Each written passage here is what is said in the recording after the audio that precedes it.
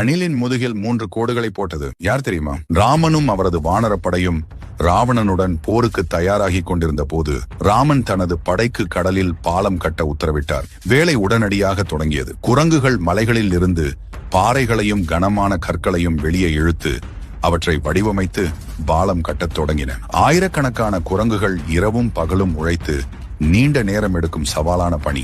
ஒரு நாள் ராமர் ஒரு சிறிய பழுப்பு நிற அணிலை கவனித்தார். அணில் வாயில் சிறிய கூழாங்கற்களுடன் கடற்கரையில் ஏறி இறங்கியது. ஒரு பெரிய குரங்கு தனது முதுகில் ஒரு கனமான கல்லை சுமந்து கொண்டு அணிலை பார்த்து கிட்டத்தட்ட தடுமாறியது. குரங்கு இடியுடன் கூடிய குரலில் கத்தியது, நீ சின்ன அணில், நீங்கள் என் வழியில் இருக்கிறீர்கள்.